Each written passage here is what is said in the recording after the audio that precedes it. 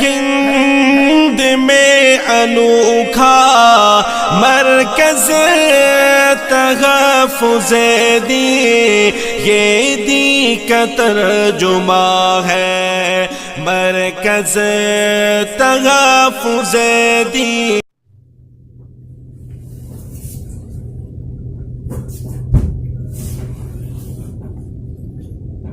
ربیع الثانی 1440 ہجری مطابق 16 دسمبر 2018 بروز اتوار رد شکیلیت تحفظ ختم نبوت کے تعلق سے خصوصی پروگرام رکھا گیا۔ اس موقع پر مفتی اسد قاسم سنبھلی قاسمی دامت برکاتہم العالیہ جے پور تشریف لائے۔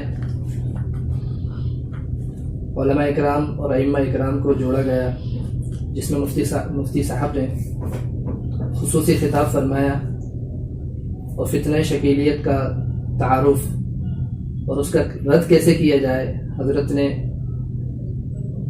علماء اکرام اور ائمہ کو خصوصی تربیت دی۔ اور اسی موقع پر اجلاس عام رکھا گیا، جس میں مفتی صاحب کا خصوصی عمومی خطاب ہوا۔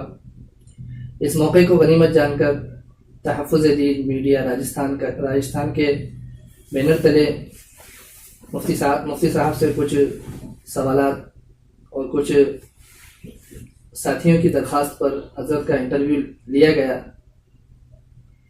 تو مفتی صاحب سے ہم کچھ سوالات کرنا چاہتے ہیں۔ ہندوستان میں مفتی صاحب نے ہی فتنہ شکیلیت کا تعارف کروایا اور مفتی صاحب ہی اول اس کا تعاقب کروانے والے ہیں۔ جو کوششیں اس فتنے کے سلسلے میں مفتی صاحب نے کی ہیں اور جو شکیل کا تعارف کروایا ہے اور فتنہ شکیلیت کے تعلق سے علماء کو اور اہل مدارس کو اور ذمہ داران قوم کو مفتی صاحب نے جو آگاہ کیا ہے، اس سلسلے میں حضرت سے سوال ہے کہ حضرت نے مفتی صاحب نے کیا کیا کوششیں کی ہیں، تو ناظرین کو برائے کرم۔ سب سے پہلے یہ ہے کہ شکیل کون ہے اور شکیل کا فتنہ کب پیدا ہوا اور لوگ شکیل سے کب واقف ہوئے۔ شکیل دراصل 1965 سے 1969 کے درمیان بہار میں رتن پور اور عثمان پور بستی میں پیدا ہوا، جو دربھنگا ضلع میں واقع ہے۔ شکیل کی ساری تعلیم انگریزی ہے۔ اس نے پٹنہ کے کسی کالج میں انٹرمیڈیٹ کیا، پھر وہیں BSc کیا اور پھر ٹیوشن پڑھانے لگا۔ انہی دنوں کے بعد غالباً 1991 کے بعد شکیل دہلی آیا۔ دہلی میں آ کر پہلے نبی کریم ایک محلہ ہے وہاں پر قیام کیا، لیکن وہاں جب اس نے مہدویت کی تحریک چلانی شروع کی تو محلے کے لوگوں نے اسے وہاں سے نکال دیا۔ پھر یہ لکشمی نگر آیا اور لکشمی نگر میں آ کر ایک مینار والی مسجد کے دعوتی حلقے سے جڑ گیا۔ وہاں پر جو دعوتی ساتھی تھے ان سے اس نے خوب تعلق پیدا کیا اور اس کے ساتھ ساتھ روحانی مجلسیں کرنے لگا۔ وہاں کے جب دعوتی حلقوں کو معلوم ہوا تو وہ اسی طرح بے چین ہوئے جس طرح کے نبی کریم کے لوگ بے چین ہوئے تھے، اور انہوں نے ایک رات عشاء کی نماز کے بعد ایک میٹنگ رکھی۔ سارے دعوتی ساتھی جمع ہوئے، علاقے کے تمام مسلمان جمع ہوئے، اور پھر انہوں نے شکیل کو بلا کر باز پرس کی کہ کیا تم نے مہدی ہونے کا دعویٰ کیا ہے؟ تو شکیل شروع میں تو آئیں بائیں شائیں کرتا رہا اور تقریباً آدھی رات گزر گئی اور کوئی بات واضح کر کے نہیں دیتا تھا. آدھی رات جب گزر گئی تو لوگوں کے صبر کا پیمانہ لبریز ہو گیا. بعض لوگوں نے شکیل کی پٹائی کی. پھر اس موقع پر اس نے کھڑے ہو کر یہ بات کہی اپنی جان بچانے کے لیے کہ میں نے جو دعویٰ کیا تھا بالکل غلط تھا. میرا ذہن معوف تھا. میرے ذہن میں فطور پیدا ہو گیا تھا. اور اب میں سب کے سامنے یہ عہد کرتا ہوں کہ آئندہ ایسی شیطانی حرکت نہیں کروں گا. اس کے بعد لوگوں نے اسے دہلی بدر کرنا چاہا لیکن یہ اسٹیشن سے واپس آ گیا. لوگوں میں مار کارائیاں چلتی رہیں. اس نے لوگوں کی رپورٹ بھی کرائی لیکن مسلمانوں کا رد عمل اور احتجاج جاری رہا. مدنی مسجد میں ایک مرتبہ اس کے ساتھیوں کی پٹائی ہوئی. رمیش پارک کی بڑی مسجد میں بھی اس کی پٹائی ہوئی. اس طرح سے سر بھی مونڈا گیا. اور اس موقع پر مفتی عبد الرحمن صاحب رحمت اللہ علیہ جو مدرسہ امینیہ کے مفتی تھے انہوں نے اس کے کفر کا فتویٰ دیا اور لوگوں کی صحیح رہنمائی کی. جب زیادہ کشمکش بڑھی اور شکیل نے یہ محسوس کیا کہ دہلی کی سرزمین میرے لیے اب مشکل ترین ہوتی جا رہی ہے اور تنگ ہو رہی ہے تو پھر اس کے بعد اس نے پڈے گاؤں مہاراشٹر میں اورنگ آباد سے متعلق ایک بستی ہے پڈے گاؤں وہاں پر ایک اراضی خرید لی. یہ اراضی شکیل سے پہلے قادیانیوں نے خریدی تھی. تو وہاں کے جو مقامی لوگ ہیں وہ شکیل کو قادیانی سمجھتے ہیں اور وہاں پر اس نے اپنا کام شروع کر دیا. لیکن شکیل دراصل چھلاوی کی طرح رہتا ہے اور اس طرح زندگی گزارتا ہے کہ اس کا یہی پتہ نہیں چلتا کہ وہ اصل قیام کہاں کرتا ہے. بہرحال مجھے شکیل کے دعووں کی اطلاع تو بہت پہلے ہو چکی تھی لیکن پھر کچھ لوگوں کا مہاراشٹر کے بہت ہی غیرت مند مسلمان ہیں ان کا خط گیا اور انہوں نے اس بات پر اصرار کیا کہ شکیل کا تعاقب کیا جائے کیونکہ آپ نے جو کتاب لکھی ہے مسئلہ مہدویت پر تو مہدویت اور اس سے متعلق تمام چیزوں پر نظر ہے. تو میں نے سب سے پہلے کتاب لکھی مہدی ایک کذاب شکیل بن حنیف. وہ لکھ کر ان صاحب کو بھیج دی. انہوں نے نیٹ پر ڈال دی. یہ تقریباً 2010 کا واقعہ ہوگا غالباً. 1.5 سال تک شکیل خاموش رہا.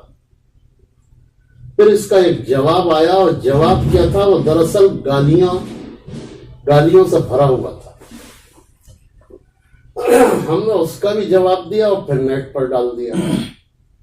اس طرح جواب الجواب کا یہ سلسلہ چلتا رہا 2014 تک. اور جب ہم نے 5واں جواب لکھا کہ شکیل کی خانہ تلاشی تو اس کے بعد پھر شکیل ہمیشہ کے لیے خاموش ہو گیا. ہم نے اس میں یہ دعویٰ کیا تھا کہ اگر تو اپنے آپ کو سچا مہدی سمجھتا ہے تو ہم سے آ کر مقابلہ کر.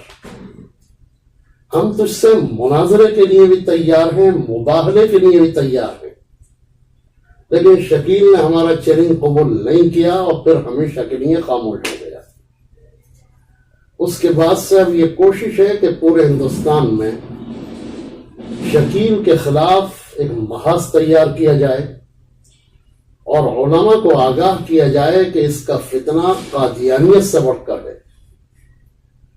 اگر ہم قادیانی اور شکیل کے درمیان توازن کریں تو قادیانی ایسا لگتا ہے کہ اتنا ہوشیار تھا اور نہ اس کی ایسی منصوبہ بند پلاننگ تھی جیسی شکیل کی ہے. اور اس کے پاس جتنے افراد ہیں شاید قادیانی کو اتنے نہیں مل سکے تھے. لیکن اس کے باوجود بھی آج قادیانی فرقہ اتنا مضبوط ہے کہ ہم کہہ سکتے ہیں کہ پوری امت کو اژدہا بن کر ڈس رہا ہے.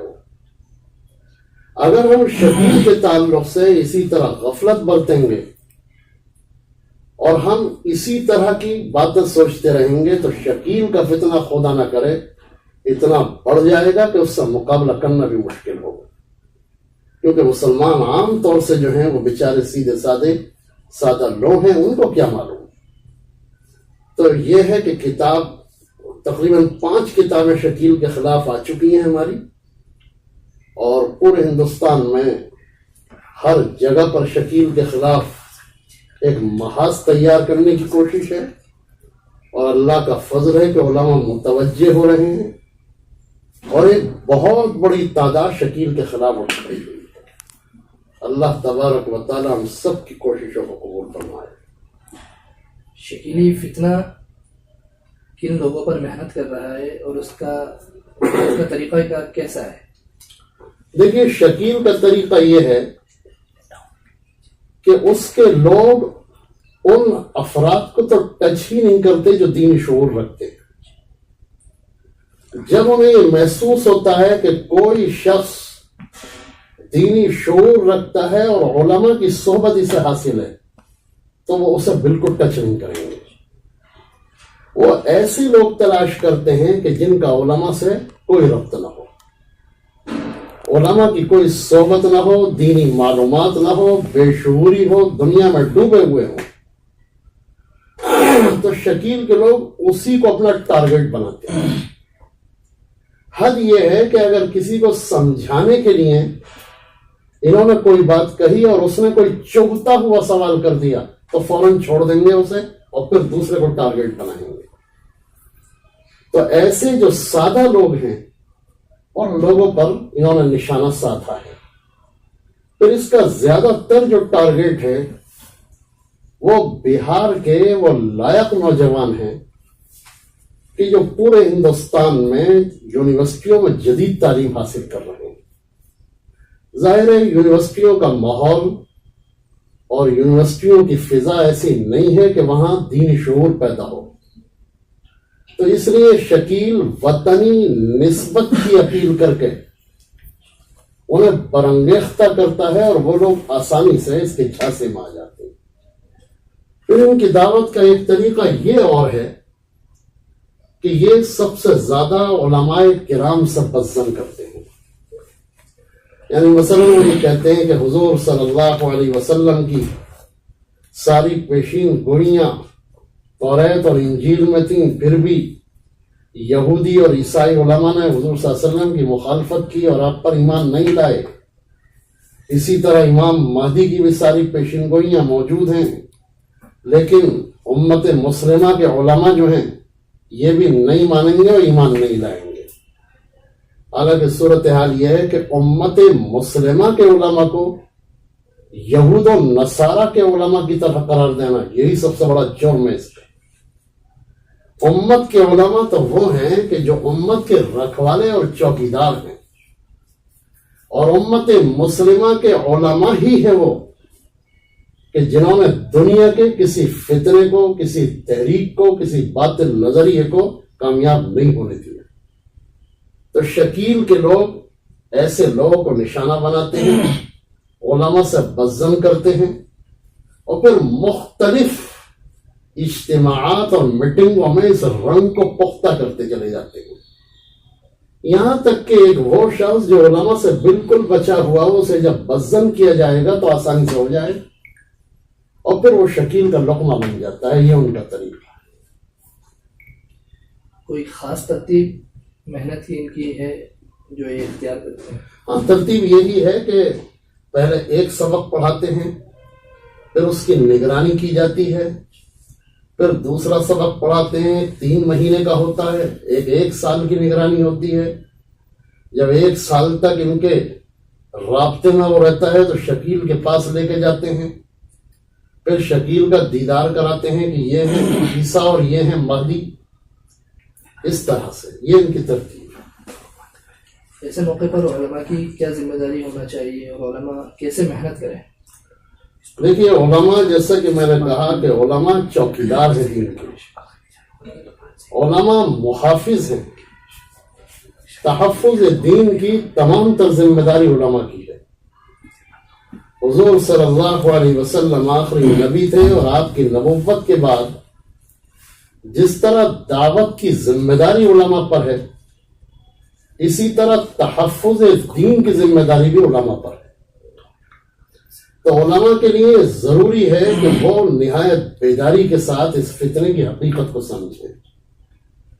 یہ فتنہ اتنی تیزی سے ہندوستان میں بڑھ رہا ہے کہ اس وقت شاید ہندوستان کا کوئی شہر ایسا نہیں ہوگا جو اس کی زد میں نہ ہو، جو بڑا شہر۔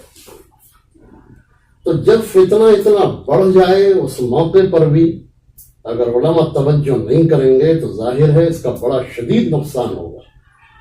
لیکن اللہ کا فضل ہے کہ علماء توجہ دے رہے ہیں۔ دارالعلوم دیوبند نے باضابطہ اس سلسلے میں بڑا ایکشن لیا ہے، اور دارالعلوم دیوبند نے اس کے خلاف ایک فتویٰ شائع کیا ہے، اور تمام مکاتب فکر نے فتوے پر مہر لگائی ہے، اپنی تائید کی کہ شکیل کی فکر باطل ہے، یہ گمراہ ہے، اسے ماننے والے مرتد ہیں، اسلام سے خارج ہیں، ان کا دین اور شریعت سے کوئی تعلق نہیں۔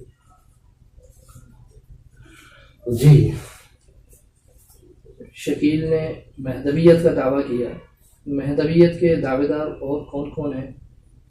دیکھیے، اگر ہم تاریخ میں اس کا تتبع کریں اور ایسے لوگوں کو تلاش کریں تو بہت لوگ ملیں گے۔ خود ہندوستان میں بہت زیادہ ہیں۔ یعنی اس وقت کی صورتحال یہ ہے کہ ہندوستان اور پاکستان میں مہدویت کا دعویٰ کرنے والے 50 سے زائد ہیں، لیکن مشہور جو ہیں، جنہوں نے متاثر کیا اور جن کی تحریک مضر ثابت ہوئی، نقصان دہ، ان میں سب سے پہلے تو محمد جون پوری ہیں۔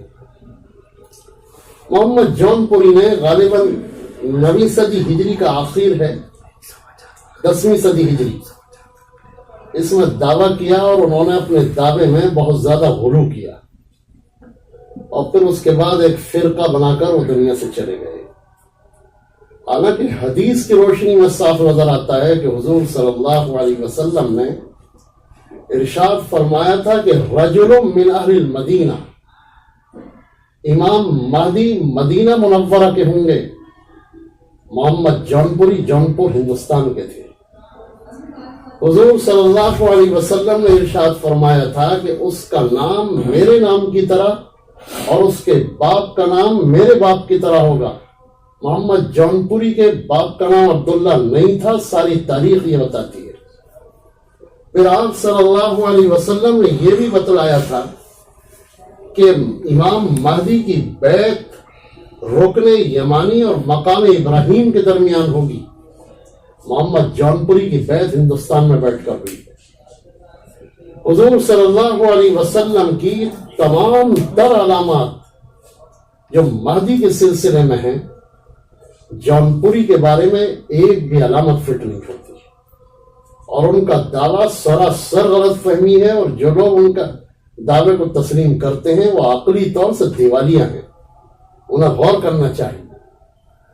دوسرا دعویٰ جو ہے غلام احمد قادیانی کا ہے، جس سے سب واقف ہیں کہ اس نے بھی مہدی اور مسیح ہونے کا دعویٰ کیا، حالانکہ وہ قادیان کا تھا، اس کا نام بھی محمد نہیں تھا، وہ سید بھی نہیں تھا، وہ کبھی مکہ مکرمہ بھی نہیں گیا، کبھی مدینے کی بھی زیارت نہیں کی، کبھی اس نے حج بھی نہیں کیا، ساری باتیں اس کی باطل تھیں۔ تیسرا یہ شخص ہے شکیل بن حنیف، اور شکیل بن حنیف کے بارے میں نے ساری تفصیل آپ کو بتائی۔ حضرت خلیفہ مہدی کے لیے لفظ امام کا استعمال جو بار بار علماء اکرام اپنی بات میں کرتے ہیں، امام مہدی، اس کا استعمال؟ دیکھیے، امام کا لفظ جو ہے یہ دراصل خلیفہ کو خلیفہ ہی کی تعبیر ہے، جس کی پیروی کی جاتی ہے اسے امام کہا جاتا ہے۔ اب یہ کہنا کہ صاحب شیعوں کا لفظ ہے، تو شیعوں کے تو بہت سے الفاظ ہیں، مولا بھی شیعوں کا ہے، ہم جو مولانا استعمال کرتے ہیں یہ بھی تقریباً شیعوں کا ہے، اور بہت سارے الفاظ ہیں، تو ہم شیعوں کی ضد میں سب کو چھوڑتے چلے جائیں گے؟ ہم یہ دیکھیں گے کہ اس لفظ کا عملی انطباق صحیح ہے یا نہیں۔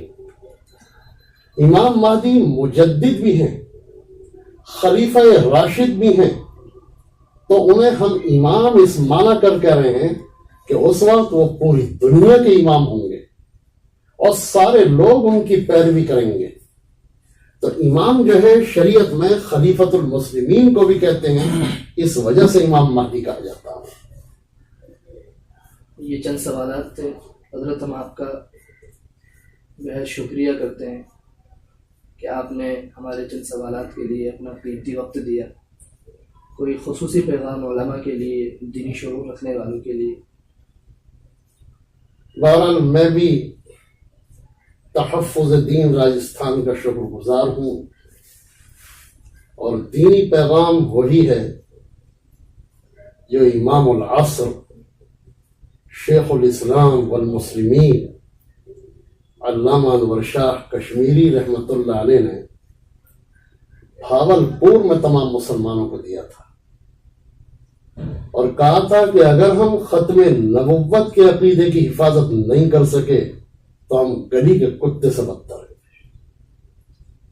تو تمام علماء اور امت مسلمہ کے ہر فرد کی ذمہ داری ہے کہ وہ عقیدہ ختم نبوت کی حفاظت میں اپنی تمام تر توانائی کو صرف کر دے، جو بھی اس کے پاس، تاکہ اللہ تبارک و تعالیٰ کے یہاں اس سے کوئی باس پروس نہ ہو۔ تو پہلا علماء کی ذمہ داری ہے، پھر ائمہ کی ذمہ داری ہے، پھر امت مسلمہ کے ہر فرد کی ذمہ داری ہے۔ اللہ تبارک و تعالیٰ ہم سب کو یہ ذمہ داری ادا کرنے کی توفیق عطا فرمائے۔ جزاکم اللہ۔ ہے ہند میں انوکھا مرکز